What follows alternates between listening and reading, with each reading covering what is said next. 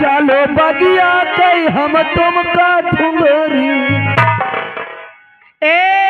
आओ बगिया कई न जाओ लाल नहीं तुमका अंदरी। मैं यही से आज नहीं गाँव कई। हाँ सुना गाना। हे माई मुअली करी हई के पिरवा से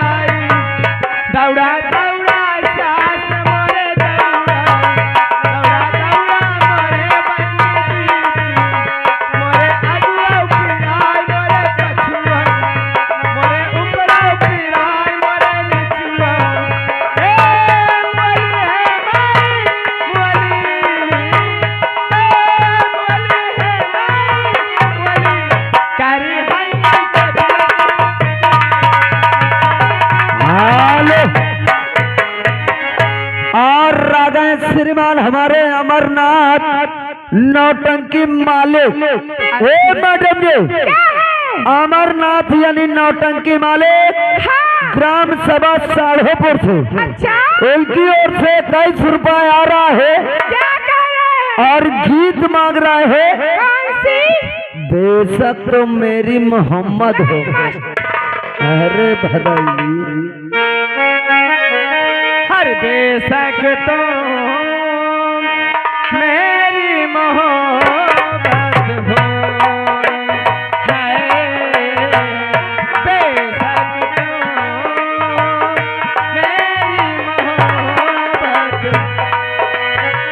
या दिला दीवाना तुम कोई चाहे।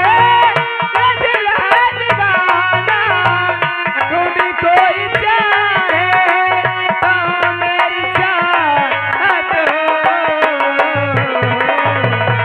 बेशक तो मेरी मोहब्बत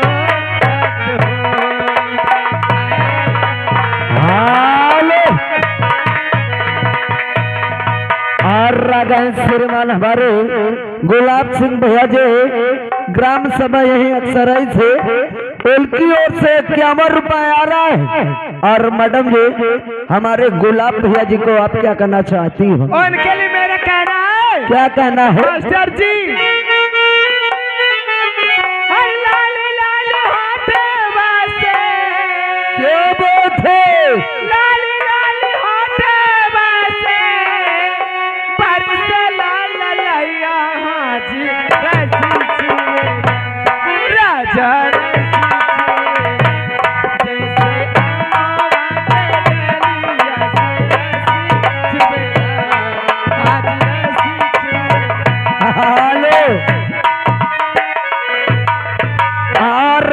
श्रीमान हमारे भोला भैया सियाली थे यानी शिवदासपुर के बगल से हमारे शुक्ला जी हनके गांव के बगल के हैं। उनकी ओर से 11 रुपए आ रहा है। हाँ भैया जी कह रहे हैं कोई भोजपुरी सुनाइए। भोजपुरी हाँ लगाइए मास्टर। हर बढ़िया